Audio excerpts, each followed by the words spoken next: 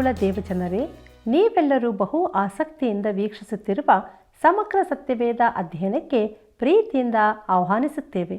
ಇಂದು ನಾವು ಯೋಹಾನನು ಬರೆದ ಸುವಾರ್ತೆಯ 20ನೇ ಅಧ್ಯಾಯದ 24ನೇ ವಚನದಿಂದ 31ನೇ ವಚನದವರೆಗೆ ಹಾಗೂ 21ನೇ ಅಧ್ಯಾಯದ ಮೊದಲಿನ 11 ವಚನಗಳನ್ನು ಅಧ್ಯಯನ ಮಾಡಲಿರುವಾಗ, ತೋಮನೆಂಬ ಒಬ್ಬ ಶಿಷ್ಯನ ಸಂಶಯವನ್ನು ಯೇಸು ಪರಿಹರಿಸಿದ್ದು ಮತ್ತು ನಮ್ಮ ಒಡೆಯನು ತನ್ನ ಸೇವೆಯನ್ನು ನಿಯಂತ್ರಿಸುತ್ತಾನೆ ಎಂಬ ವಿಷಯಗಳನ್ನು ತಿಳಿದುಕೊಳ್ಳಬೇಕಾಗಿರುವುದರಿಂದ ನಮ್ಮನ್ನು ದೇವರಾತ್ಮನ ಹತೋಟಿಗೆ ಕೊಟ್ಟು ಆತನ ಸಹಾಯದಿಂದ ದೇವರ ವಾಕ್ಯಗಳನ್ನು ಅಭ್ಯಾಸ ಮಾಡಿ ಆತನ ಆಶೀರ್ವಾದವನ್ನು ಹೊಂದಿಕೊಳ್ಳೋಣ.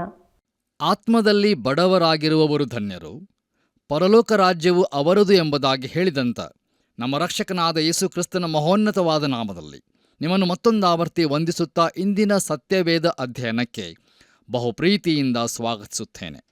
ಕರ್ತನಲ್ಲಿ ಪ್ರಿಯರೇ, ದೇವರ ಮಹಾಕೃಪೆಯಿಂದ ನಾವು ಯೋಹಾನನು ಬರೆದ ಸುವಾರ್ತೆ ಅಧ್ಯಯನದ ಕೊನೆಯ ಭಾಗಕ್ಕೆ ಬಂದಿದ್ದೇವೆ.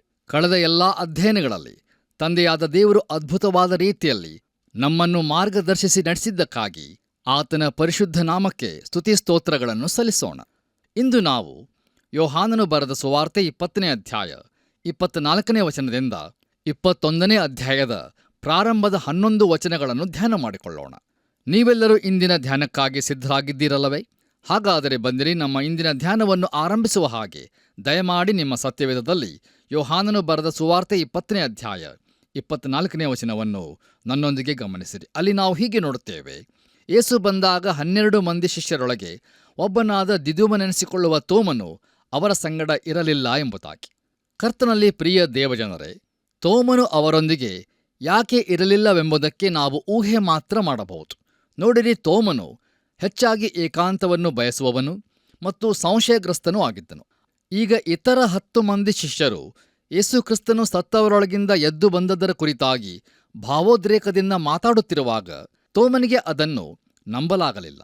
ಮುಂದುವರೆದು ನಾವು 25ನೇ ವಚನವನ್ನು ಓದುವಾಗ, ಆದದರಿಂದ ಉಳಿದ ಶಿಷ್ಯರು ನಾವು ಸ್ವಾಮಿಯನ್ನು ನೋಡಿದ್ದೇವೆ ಎಂದು ಅವನಿಗೆ ಹೇಳಿದರು. ಅದಕ್ಕೆ ಅವನು, ನಾನು ಆತನ ಕೈಗಳಲ್ಲಿ ಮೊಳೆಗಳಿಂದಾದ ಗಾಯವನ್ನು ನೋಡಿ ಆ ಮೊಳೆಯ ಗಾಯದಲ್ಲಿ ನನ್ನ ಬೆರಳನ್ನು ಇಟ್ಟು ಆತನ ಪಕ್ಕೆಯಲ್ಲಿ ನನ್ನ ಕೈಯನ್ನು ಹಾಕಿದ ಹೊರತು ನಿಮ್ಮ ಮಾತನ್ನು ನಂಬುವುದೇ ಇಲ್ಲ ಅಂದನು ಎಂಬುದಾಗಿ ನೋಡುತ್ತೇವೆ. ಅಬ್ಬಾ, ಎಂತಹ ಸಂಶಯದ ವ್ಯಕ್ತಿಯಲ್ಲವೇ ಪ್ರಿಯರೇ! ವಿಶ್ವಾಸಿಯಾಗಿ ಮಾಡುವಷ್ಟು ಸಾಕ್ಷಿ ಆಧಾರ ಅವನಿಗಿದ್ದರೂ ಅವನು ನಂಬಲಾರನು. ಆದರೆ ಈಗ ಅವನು ಇತರ ಶಿಷ್ಯರ ಜೊತೆ ಸೇರಿದ್ದನು. ಕರ್ತನಲ್ಲಿ ಪ್ರಿಯರೇ, ನಾವು ಕೃಪೆಯಲ್ಲಿ ಬೆಳೆಯಬೇಕಾದರೆ ಇತರ ವಿಶ್ವಾಸಿಗಳೊಂದಿಗೆ ಸೇರಿಕೊಂಡು ಅವರೊಂದಿಗೆ ಬೆಳೆಯಬೇಕು. ಕರ್ತನ ವಾಕ್ಯದಿಂದ ನಾವು ಕಲಿತದ್ದನ್ನು ಅವರೊಂದಿಗೆ ಹಂಚಿಕೊಳ್ಳಬೇಕು. ಇಬ್ರಿಯರಿಗೆ ಬರೆದ ಪತ್ರಿಕೆ 10ನೇ ಅಧ್ಯಾಯ 25ನೇ ವಚನದಲ್ಲಿ ಹೀಗೆ ನೋಡುತ್ತೇವೆ: ಸಭೆಯಾಗಿ ಕೂಡಿಕೊಳ್ಳುವುದನ್ನು ಕೆಲವರು ರೂಢಿಯಾಗಿ ಬಿಟ್ಟಿರುವ ಪ್ರಕಾರ ನಾವು ಬಿಟ್ಟು ಬಿಡದೆ ಒಬ್ಬರನ್ನೊಬ್ಬರು ಎಚ್ಚರಿಸೋಣ. ಕರ್ತನ ಪ್ರತ್ಯಕ್ಷತೆಯ ದಿನವು ಸಮೀಪಿಸುತ್ತಾ ಬರುತ್ತದೆ ಎಂದು ನೀವು ನೋಡುವುದರಿಂದ ಇದನ್ನು ಮತ್ತಷ್ಟು ಮಾಡಿರಿ ಎಂಬುದಾಗಿ. ಹೌದು ಪ್ರಿಯರೇ, ನಾವು ಒಟ್ಟಾಗಿ ಬೆಳೆಯುವಂತೆ ಒಟ್ಟಾಗಿ ಸೇರಿ ಬರಬೇಕು. ಮುಂದುವರೆದು ನಾವು ಯೋಹಾನನು ಬರೆದ ಸುವಾರ್ತೆ 20ನೇ ಅಧ್ಯಾಯ 26ರಿಂದ 28 ವಚನಗಳನ್ನು ಓದುವಾಗ, 8 ದಿವಸಗಳಾದ ಮೇಲೆ ಆತನ ಶಿಷ್ಯರು ತಿರುಗಿ ಒಳಗಿದ್ದಾಗ ತೋಮನು ಅವರ ಸಂಗಡ ಇದ್ದನು. ಬಾಗಿಲುಗಳು ಮುಚ್ಚಿದ್ದವು. ಆಗ ಯೇಸು ಬಂದು ನಡುವೆ ನಿಂತು, ನಿಮಗೆ ಸಮಾಧಾನವಾಗಲಿ ಅಂದನು. ಆಮೇಲೆ ತೋಮನಿಗೆ, ನಿನ್ನ ಬೆರಳನ್ನು ಈ ಕಡೆ ಚಾಚಿ ನನ್ನ ಕೈಗಳನ್ನು ಮುಟ್ಟಿ ನೋಡು. ನಿನ್ನ ಕೈ ಚಾಚಿ ನನ್ನ ಪಕ್ಕೆಯಲ್ಲಿ ಹಾಕು.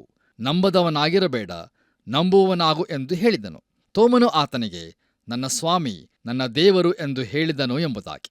ಕರ್ತನಲ್ಲಿ ಪ್ರಿಯರೇ, ದಯಮಾಡಿ ಗಮನಿಸಿರಿ, ಅವನು ತನ್ನ ಕೈಚಾಚಿ ಗಾಯಗಳನ್ನು ಮುಟ್ಟಿದನೋ ಇಲ್ಲವೋ ಎಂದು ಇಲ್ಲಿ ಹೇಳಿರುವುದಿಲ್ಲ. ಅಷ್ಟೇ ಅಲ್ಲದೆ ಅವನು ಮುಟ್ಟಬೇಕಾಗಿಯೂ ಇರಲಿಲ್ಲ. ನೋಡಿರಿ, ಈ ದಿನಗಳಲ್ಲಿ ಅನೇಕರು ನಾನು ಆತನನ್ನು ನೋಡಿದರೆ ಮಾತ್ರ, ಇಲ್ಲವೇ ಆತನನ್ನು ಮುಟ್ಟಿದರೆ ಮಾತ್ರ ನಂಬುತ್ತೇನೆಂದು ಹೇಳುವವರು ಇರಬಹುದು. ಇದು ಯೇಸು ಕ್ರಿಸ್ತನ ಮರಣ ಪುನರುತ್ಥಾನಗಳಿಗೆ ಸಾಕಷ್ಟು ಆಧಾರವಿಲ್ಲವೆಂದಲ್ಲ. ಆದರೆ ಸಮಸ್ಯೆ ಏನೆಂದರೆ ಮಾನವನ ಹೃದಯವೇ ಆಗಿದೆ. ಕರ್ತನಲ್ಲಿ ಪ್ರಿಯರೇ, ಮಾನವನ ಯಥಾರ್ಥವಾದ ಸಂದೇಹಗಳಿಗೆ ದೇವರು ಉತ್ತರ ಕೊಡುತ್ತಾನೆ. ಆದರೆ ಅಸ್ವಾಭಾವಿಕ ಸಂದೇಹಗಳಿಗೆ ಆತನು ಉತ್ತರಿಸುವುದಿಲ್ಲ. ದಯಮಾಡಿ ಆಲೋಚಿಸಿ ನೋಡಿರಿ ಪ್ರಿಯರೇ. ತೋಮನು ಹೇಳಿದ ಸಾಕ್ಷಿಯ ಅರಿಕೆಗಿಂತ ಹೆಚ್ಚಿನದು ನಮಗೆ ಸಿಗಲಿಕ್ಕಿಲ್ಲ. ಅದು ಸತ್ಯವೇದದಲ್ಲಿ ಕಾಣುವ ಅತಿ ಶ್ರೇಷ್ಠವಾದಂಥ ಅರಿಕೆಯಾಗಿದೆ. ನೋಡಿರಿ, ಒಬ್ಬ ಯಹೂದ್ಯನು ನನ್ನ ಕರ್ತನು ನನ್ನ ದೇವರು ಎಂದು ಹೇಳಬೇಕಾದರೆ ಅದು ಬಹು ವಿಶೇಷವೇ. ಅದು ಈ ಸಂಶಯ ಪಡುವ ತೋಮನ ಬಾಯಿಂದ.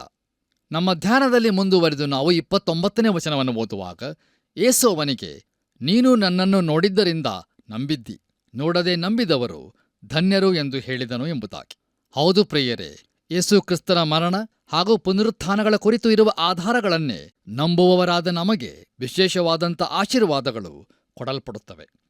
ನಮ್ಮ ಧ್ಯಾನದಲ್ಲಿ ಮುಂದುವರೆದು ನಾವು ಯೋಹಾನನು ಬರೆದ ಸುವಾರ್ತೆ 20ನೇ ಅಧ್ಯಾಯ 30 ಹಾಗೂ 31ನೇ ವಚನಗಳನ್ನು ಓದುವಾಗ ಅಲ್ಲಿ ಹೀಗೆ ಬರೆದದೆ, ಯೇಸು ಇನ್ನೂ ಬೇರೆ ಎಷ್ಟೋ ಸೂಚಕ ಕಾರ್ಯಗಳನ್ನು ತನ್ನ ಶಿಷ್ಯರ ಮುಂದೆ ಮಾಡಿದನು, ಅವುಗಳು ಈ ಗ್ರಂಥದಲ್ಲಿ ಬರೆದಿರುವುದಿಲ್ಲ.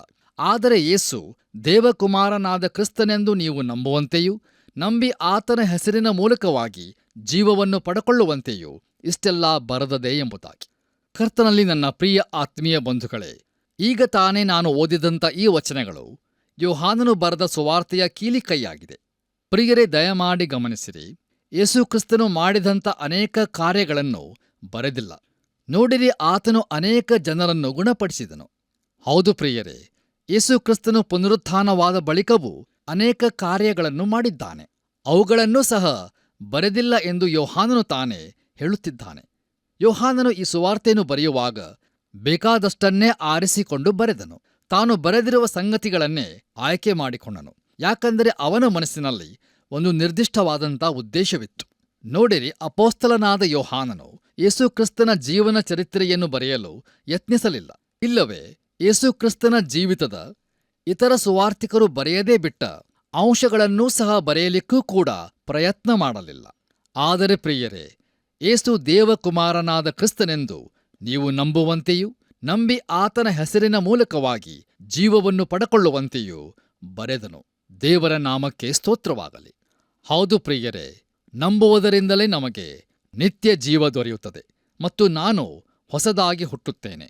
ನೋಡಿರಿ, ಕರ್ತನಾದ ಯೇಸು ಕ್ರಿಸ್ತನಲ್ಲಿ ನಂಬಿಕೆಯನ್ನು ಇಡುವುದರಿಂದ ನಾನು ದೇವರ ಮಗುವಾಗುತ್ತೇನೆ.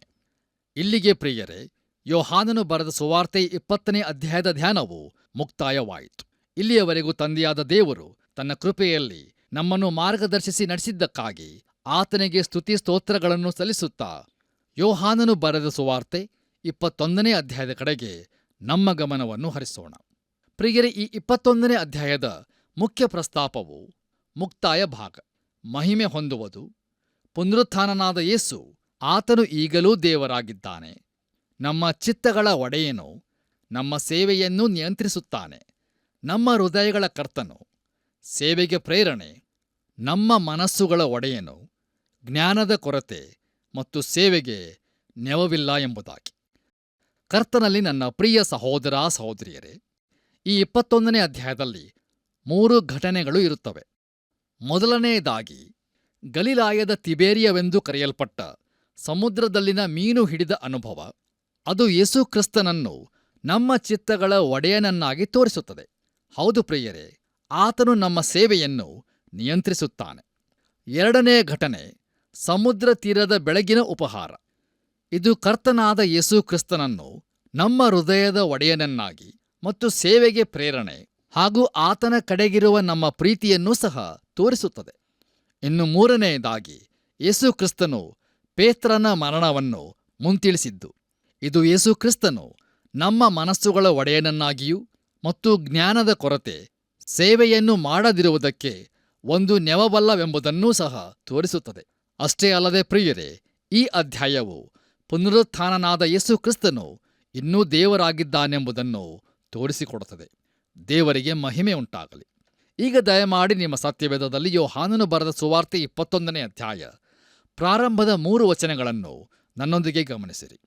ತರುವಾಯ ಯೇಸು ತಿಬೇರಿಯದ ಸಮುದ್ರದ ಬಳಿಯಲ್ಲಿ ಶಿಷ್ಯರಿಗೆ ತಿರುಗಿ ತನ್ನನ್ನು ತೋರಿಸಿಕೊಂಡನು.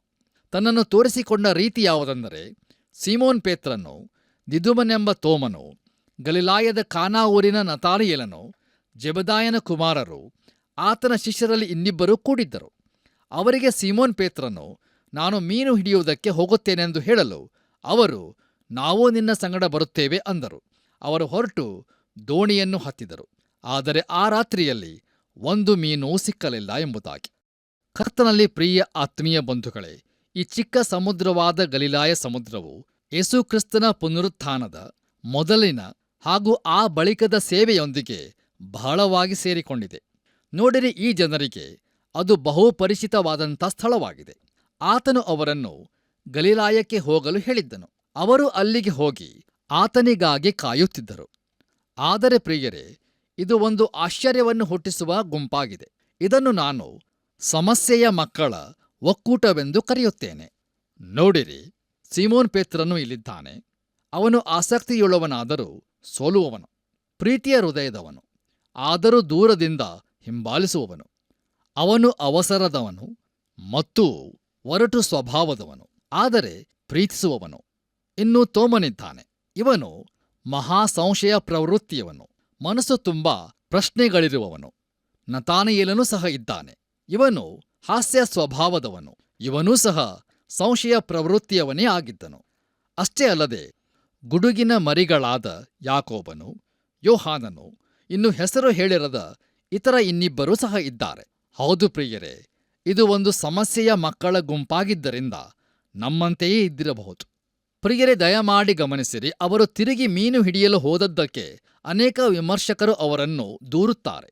ಆದರೆ ಯೇಸುಕ್ರಿಸ್ತನು ಅವರಿಗೆ ಕಾಣಿಸಿಕೊಂಡಾಗ ಅವರನ್ನು ಆತನು ಗದರಿಸಲಿಲ್ಲ. ನೋಡಿರಿ, ಅವರು ಆತನ ಅಪ್ಪಣೆಯಂತೆ ಗಲಿಲಾಯದ ಬಳಿಯಿದ್ದರು. ಅದು ಪಸ್ಕ ಹಬ್ಬದ ನಂತರದ ದಿನಗಳಾಗಿತ್ತು. ಅವರಿಗೆ ಯೇಸುಕ್ರಿಸ್ತನು ಬರುತ್ತಾನೆಂದು ಕಾದು ಕಾದು ಸಾಕಾಗಿ ಹೋಗಿರಬಹುದು. ಪೇತ್ರನು ಮೊದಲೇ ತಾಳ್ಮೆ ತಪ್ಪಿದವನಾಗಿರಬಹುದು. ಅವನು ಅತ್ತಿತ್ತ ನಡೆದಾಡಿ ತೀರದ ಮೇಲೆ ಕೆಳಗೆ ನೋಡಿ ಸಾಕಾಗಿ ಕೊನೆಗೆ ನಾನು ಮೀನು ಹಿಡಿಯಲು ಹೋಗುತ್ತೇನೆ ಎನ್ನುತ್ತಾನೆ. ಆಗ ಉಳಿದ 6 ಮಂದಿಯೂ ಕೂಡ ಸೇರಿಕೊಳ್ಳುತ್ತಾರೆ. ಆದರೆ ಪ್ರಿಯರೇ, ಅವರು ಇಡೀ ರಾತ್ರಿ ಬಲೆ ಬೀಸಿದರೂ ಏನೂ ಸಿಕ್ಕಲಿಲ್ಲ. ಡಾಕ್ಟರ್ ಸ್ಕೋಟಸ್ ಅವರು ಇದನ್ನು ಪರಿಣಿತರ ಸೋಲು ಎಂದು ಕರೆಯುತ್ತಾರೆ. ನೋಡಿರಿ, ಈ ಮನುಷ್ಯರು ರಾತ್ರಿ ಇಡೀ ಪ್ರಯಾಸಪಟ್ಟರೂ ಒಂದು ಮೀನೂ ಸಿಕ್ಕಲಿಲ್ಲ. ಪ್ರಿಯರೇ, ಅವರು ಮೊದಲೇ ಅಶಾಂತರಾಗಿದ್ದರು. ಈಗ ಕಡೆಗೆ ನಿರಾಶರಾಗಿ ಹೋದರು.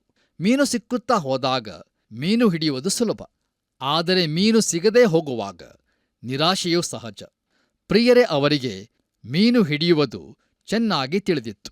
ಯಾಕಂದರೆ ಅವರು ಅದರಿಂದಲೇ ತಮ್ಮ ಜೀವನವನ್ನು ಸಾಗಿಸುತ್ತಿದ್ದವರು. ಆದರೆ ಈ ರಾತ್ರಿಯ ಸೋಲು ಅವರಿಗಾಗಿನ ದೇವರ ಯೋಜನೆಯಲ್ಲಿ ಸೇರಿತ್ತು.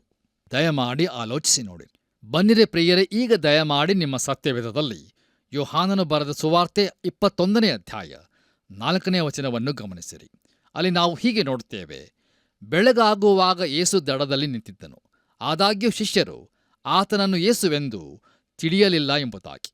ಕರ್ತನಲ್ಲಿ ಪ್ರಿಯ ಆತ್ಮೀಯ ಸ್ನೇಹಿತರೆ, ಇದು ಒಂದು ಸಹಜ ಅನುಭವವೆಂದು ನಾನು ನೆನೆಸುತ್ತೇನೆ. ನೋಡಿರಿ, ಆತನು ಮಹಿಮೆಯ ಶರೀರದೊಂದಿಗೆ ಇದ್ದರೂ ಆತನ ಗುರುತನ್ನು ಹಿಡಿಯಬಹುದಿತ್ತು.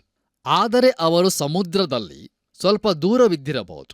ಮುಂಜಾನೆಯ ನಸು ಬೆಳಕಿನಲ್ಲಿ ಗುರುತು ಹಿಡಿಯುವುದು ಬಹಳ ಕಠಿಣ. ಪ್ರಿಯರೇ, ನಮ್ಮ ಧ್ಯಾನದಲ್ಲಿ ಮುಂದುವರಿದು ನಾವು 5ನೇ ವಚನವನ್ನು ಓದುವಾಗ ಅಲ್ಲಿ ಹೀಗೆ ನೋಡುತ್ತೇವೆ: ಆಗ ಯೇಸು ಅವರನ್ನು, ಮಕ್ಕಳಿರ, ಊಟಕ್ಕೆ ನಿಮಗೆ ಏನೂ ಇಲ್ಲವೇ ಎಂದು ಕೇಳಲು ಅವರು ಇಲ್ಲವೆಂದು ಉತ್ತರ ಕೊಟ್ಟರು ಎಂಬುದಾಗಿ. ಕರ್ತನಲ್ಲಿ ಪ್ರಿಯರೇ, ಇದು ಯೋಹಾನನು ಬರೆದ ಮೊದಲನೆಯ ಪತ್ರಿಕೆಯಲ್ಲಿರುವ ಚಿಕ್ಕ ಮಕ್ಕಳಿರ ಎಂಬ ಸಂಬೋಧನೆಯಂತಿರಲಿಲ್ಲ. ಆದರೆ ಅವರು ಚುಟುಕಾಗಿ ಇಲ್ಲವೆಂದು ಉತ್ತರ ಕೊಟ್ಟರು. ಯಾಕಂದರೆ ತಮ್ಮ ಸೋಲಿನ ಕುರಿತಾಗಿ ಅವರಿಗೆ ಮಾತಾಡಲು ಇಷ್ಟವಿರಲಿಲ್ಲ. ಒಂದು ವೇಳೆ ಅವರಿಗೆ ಮೀನು ಸಿಕ್ಕಿರುತ್ತಿದ್ದರೆ ಬಹು ಹೆಮ್ಮೆಯಿಂದ ತೋರಿಸಿಕೊಳ್ಳುತ್ತಿದ್ದರು. ಪ್ರಿಯರೇ, ದಯಮಾಡಿ ಗಮನಿಸಿರಿ, ಇದೇ ಪ್ರಶ್ನೆಯು ಒಂದಲ್ಲ ಒಂದು ದಿನ ನನ್ನೆದುರಿಗೂ ಬರಬಹುದು. ನೀನು ಏನನ್ನಾದರೂ ಹಿಡಿದಿದ್ದೀಯೋ ಎಂಬುದಾಗಿ. ಅಂದರೆ ಭೂಲೋಕದಲ್ಲಿರುವ ನಿನ್ನ ಜನರಿಗಾಗಿ ನೀನು ಏನು ಮಾಡಿದ್ದೀಯೆಂಬುದಾಗಿ. ಆಗ ನನ್ನ ಹಾಗೂ ನಿಮ್ಮ ಉತ್ತರ ಏನಾಗಿರುತ್ತದೆ? ದಯಮಾಡಿ ಸ್ವಲ್ಪ ಆಲೋಚಿಸಿ ನೋಡಿರಿ. ಮುಂದುವರಿದು ನಾವು 6ನೇ ವಚನವನ್ನು ಓದುವಾಗ ಅಲ್ಲಿ ನಾವು ಹೀಗೆ ನೋಡುತ್ತೇವೆ: ಆತನು ಅವರಿಗೆ, ನೀವು ದೋಣಿಯ ಬಲಗಡೆಯಲ್ಲಿ ಬಲೆ ಬೀಸಿದರೆ ಸಿಕ್ಕುವುದು ಎಂದು ಹೇಳಿದನು. ಅವರು ಹಾಗೆ ಬೀಸಿದಾಗ ಮೀನುಗಳು ಬಹಳ ಹೆಚ್ಚಾಗಿ ಸಿಕ್ಕಿದ್ದರಿಂದ ಬಲೆಯನ್ನು ಎಳೆಯುವುದಕ್ಕೆ ಆಗದೆ ಹೋಯಿತು ಎಂಬುದಾಗಿ. ಕರ್ತನಲ್ಲಿ ನನ್ನ ಪ್ರಿಯ ಸಹೋದರ ಸಹೋದರಿಯರೇ, ಇಲ್ಲಿ ಪೂರ್ಣ ಯೋಚನೆ ಏನೆಂದರೆ ಆತನು ತನ್ನವರ ಜೀವಿತಕ್ಕೆ ಮಾರ್ಗದರ್ಶನವನ್ನು ನೀಡುತ್ತಾನೆ ಎಂಬುದಾಗಿ. ಹೌದು ಪ್ರಿಯರೇ, ಆತನು ಸೂಚನೆಗಳನ್ನು ಕೊಡುತ್ತಾನೆ. ನಾವು ಅವುಗಳಿಗೆ ವಿಧೇಯರಾಗಬೇಕು. ಮತ್ತು ಆತನ ಸೂಚನೆಯಂತೆ ನಾವು ಬಲೆಯನ್ನು ಬೀಸಿದಾಗ ಬಲೆ ತುಂಬುತ್ತದೆ.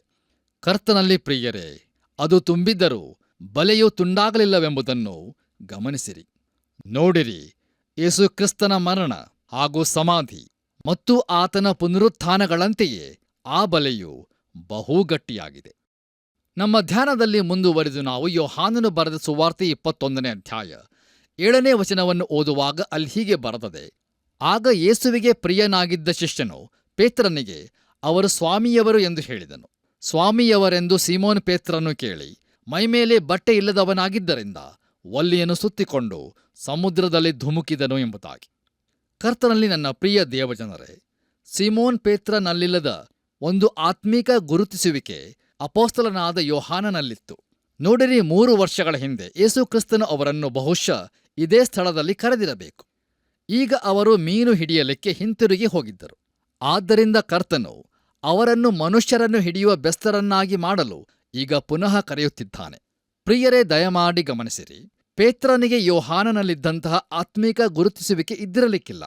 ಆದರೆ ಅವನು ತನಗೆ ಸಿಕ್ಕಿದ ಸಂದರ್ಭದಲ್ಲೆಲ್ಲ ಯೇಸುಕ್ರಿಸ್ತನಿಗೆ ಸಮೀಪವಾಗಿ ಬರುತ್ತಾನೆಂಬುದನ್ನು ಗಮನಿಸಿದ್ದೀರಾ? ನೋಡಿರಿ, ಇತರರು ದೋಣಿಯಲ್ಲಿಯೇ ಕುಳಿತುಕೊಂಡು ದೋಣಿಯು ದಡಕ್ಕೆ ಬರುವುದನ್ನು ಕಾಯುತ್ತಿದ್ದರು. ಆದರೆ ಸೀಮೋನ್ ಪೇತ್ರನು ಹಾಗಲ್ಲ, ಅವನಿಗೆ ಕಾಯಲಾಗಲಿಲ್ಲ. ಅವನು ತನ್ನ ಸ್ವಾಮಿಗೆ ಸಮೀಪದಲ್ಲಿ ಇರಬೇಕೆಂದು ಬಯಸಿದನು. ಬನ್ನಿರಿ ಪ್ರಿಯರೇ, ನಮ್ಮ ಇಂದಿನ ಧ್ಯಾನವನ್ನು ನಾವು ಮುಕ್ತಾಯಗೊಳಿಸುವ ಹಾಗೆ ಕೊನೆಯದಾಗಿ ನಾವು ಯೋಹಾನನು ಬರೆದ ಸುವಾರ್ತೆ 21ನೇ ಅಧ್ಯಾಯ 8ರಿಂದ 11 ವಚನಗಳನ್ನು ಓದುವಾಗ ಅಲ್ಲಿ ನಾವು ಹೀಗೆ ನೋಡುತ್ತೇವೆ: ದಡವು ದೂರವಾಗಿರದೆ ಹೆಚ್ಚು ಕಡಿಮೆ 200 ಮೊಳದಲ್ಲಿದ್ದರಿಂದ ಉಳಿದ ಶಿಷ್ಯರು ಮೀನು ತುಂಬಿದ ಆ ಬಲೆಯನ್ನು ಎಳೆಯುತ್ತಾ ದೋಣಿಯಲ್ಲಿಯೇ ಬಂದರು. ಅವರು ಭೂಮಿಗೆ ಇಳಿದಾಗ ಕೆಂಡಗಳನ್ನು, ಅವುಗಳ ಮೇಲೆ ಇಟ್ಟಿದ್ದ ಮೀನುಗಳನ್ನು ರೊಟ್ಟಿ ಸಹಿತವಾಗಿ ಕಂಡರು. ಯೇಸು ಅವರಿಗೆ, ನೀವು ಈಗ ಹಿಡಿದ ಮೀನುಗಳಲ್ಲಿ ಕೆಲವನ್ನು ತನ್ನಿರಿ ಎಂದು ಹೇಳಲು ಸೀಮೋನ್ ಪೇತ್ರನು ದೋಣಿಯನ್ನು ಹತ್ತಿ ಬಲೆಯನ್ನು ಭೂಮಿಗೆ ಎಳಕೊಂಡು ಬಂದನು. ಅದು 153 ದೊಡ್ಡ ಮೀನುಗಳಿಂದ ತುಂಬಿತ್ತು.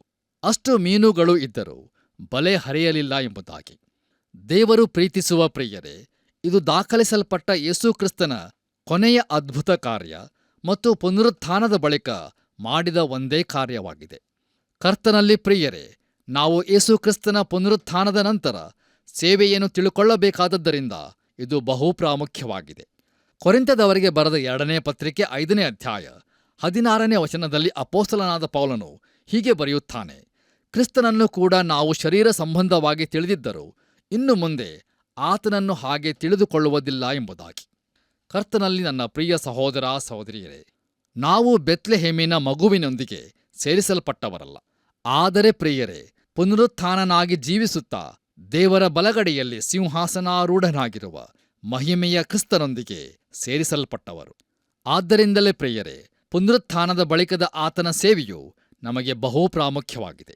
ಕರ್ತನಲ್ಲಿ ನನ್ನ ಪ್ರಿಯ ಸಹೋದರ ಸಹೋದರಿಯರೇ, ಇಲ್ಲಿ ನಾನು ನಿಮ್ಮ ಗಮನಕ್ಕೆ ತರಬೇಕೆಂದಿರುವ ಹಲವಾರು ಸಂಗತಿಗಳು ಇರುತ್ತವೆ. ನೋಡಿರಿ, ಯೇಸುಕ್ರಿಸ್ತನು ತನ್ನ ಅದ್ಭುತ ಕಾರ್ಯಗಳಿಗೆ ಜನರಲ್ಲಿ ಇರುವವುಗಳನ್ನೇ ಉಪಯೋಗಿಸುತ್ತಾನೆಂಬುದನ್ನು ಗಮನಿಸಿರುವಿರಾ? ಶಿಷ್ಯರು ಮೀನು ಹಿಡಿಯಲು ಹೋಗಿ ಅವರಿಗೆ ಏನೂ ಸಿಕ್ಕಲಿಲ್ಲ. ಆದರೆ ಯೇಸುಕ್ರಿಸ್ತನು ಅವರಿಗೆ ಒಂದು ಮೀನಿನ ರಾಶಿಯೇ ಸಿಗುವಂತೆ ಮಾಡುತ್ತಾನೆ. ಕಾನಾದಲ್ಲಿ ನೀರಿನ ಬಾನೆಗಳು ಖಾಲಿಯಾಗಿದ್ದವು. ಆತನು ಅವುಗಳನ್ನು ನೀರಿನಿಂದ ತುಂಬಿಸಲು ಹೇಳಿ ನೀರನ್ನು ದ್ರಾಕ್ಷಾರಸವನ್ನಾಗಿ ಮಾಡಿದನು. ಇನ್ನು ಮೋಶೆಯೊಡನೆ ನಿನ್ನ ಬಳಿ ಏನಿದೆ ಎಂದು ಕೇಳಿದನು. ಮೋಶೆಯು, ಒಂದು ಕೋಲು ಇದೆ ಎಂದನು. ದೇವರು ಆ ಕೋಲಿನಿಂದಲೇ ಇಸ್ರಾಯೇಲರಿಗಾಗಿ ಅನೇಕ ಅದ್ಭುತ ಕಾರ್ಯಗಳನ್ನು ನಡೆಸಿದನು. ಅಷ್ಟೇ ಅಲ್ಲದೆ ಪ್ರಿಯರೇ, ದಾವೀದನು ತನ್ನ ಕುರುಬನ ಕೋಲಿನಿಂದ ನಂಬಿಗಸ್ತನಾದಂಥ ಕುರುಬನಾಗಿದ್ದನು. ಆದರೆ ದೇವರು ಅವನ ಕೈಗೆ ರಾಜದಂಡವನ್ನು ಕೊಡುತ್ತಾನೆ. ಹಾಗಾದರೆ ಪ್ರಿಯರೇ, ನಿಮ್ಮ ಕೈಯಲ್ಲಿ ಏನಿದೆ? ನೋಡಿರಿ, ದೇವರು ಅದನ್ನೇ ಉಪಯೋಗಿಸುತ್ತಾನೆ. ಕರ್ತನಲ್ಲಿ ಪ್ರಿಯರೇ, ಅನೇಕರು ಹೀಗೆ ಹೇಳುವುದನ್ನು ನಾನು ಕೇಳಿದ್ದೇನೆ.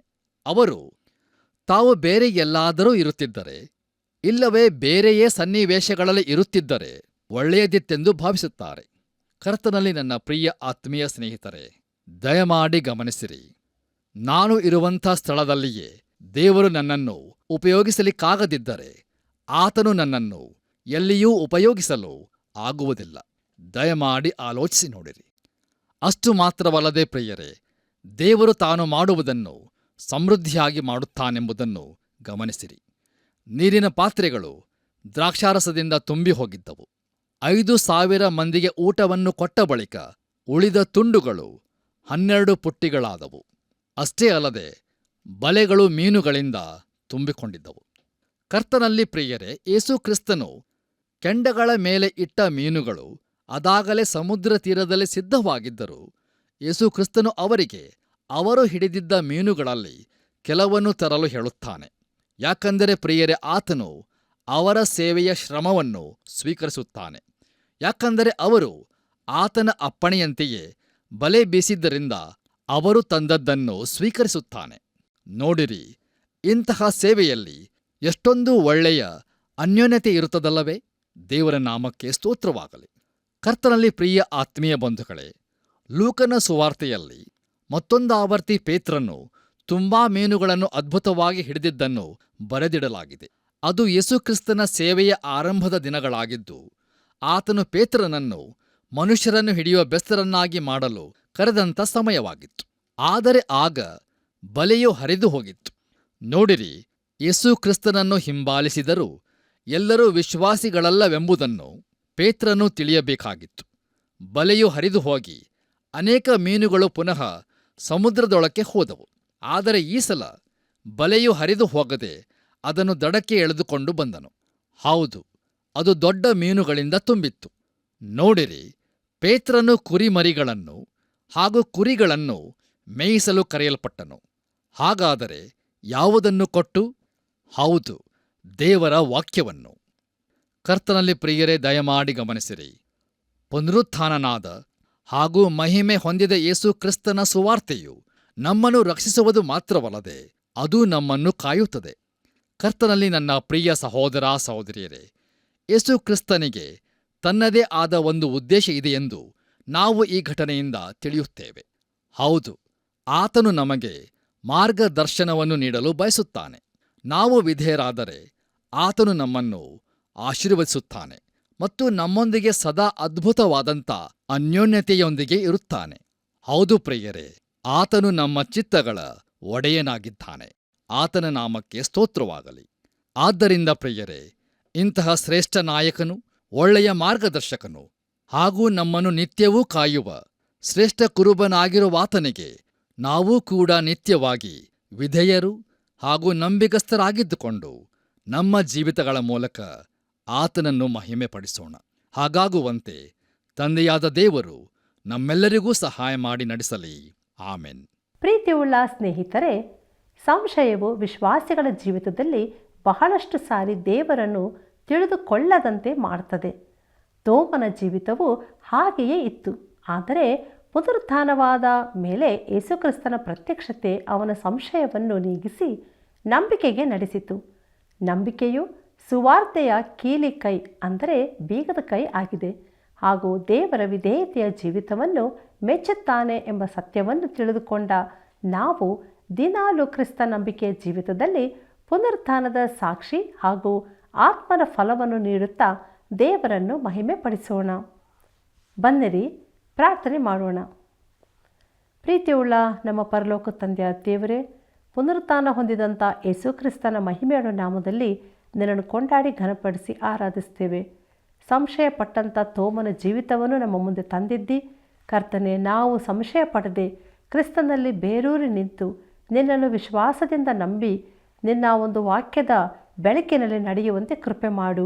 ಈ ಕಾರ್ಯಕ್ರಮವನ್ನು ವೀಕ್ಷಿಸುತ್ತಿರುವಂಥ ಪ್ರತಿಯೊಬ್ಬೊಬ್ಬ ಸದಸ್ಯರನ್ನು, ಮಿತ್ರರನ್ನು ಆಶೀರ್ವದಿಸಬೇಕೆಂದು ಯೇಸು ಕ್ರಿಸ್ತನ ಮಹಿಮೆಯ ನಾಮದಲ್ಲಿ ಬೇಡಿದ್ದೇವೆ ತಂದೆಯೇ, ಆಮೇನ್. ಪ್ರಿಯರೇ, ನೋಡದೆ ನಂಬುವವರು ಧನ್ಯರು. ಎಂಥ ಅದ್ಭುತವಾದ ಸತ್ಯ ಅಲ್ಲವೇ? ನಾವು ದೇವರ ಚಿತ್ತಕ್ಕೆ ವಿಧೇಯರಾಗಿ ಇತರರನ್ನು ನಂಬಿಕೆಗೆ ನಡೆಸೋಣ. ಹಿಂದೆ ಕರೆ ಮಾಡಿ ಸೇವೆಯನ್ನು ಬೆಂಬಲಿಸಿರಿ. ಕರ್ತನ ಕೃಪೆಯು ಸದಾ ನಿಮ್ಮ ಸಂಗಡ ಇರಲಿ.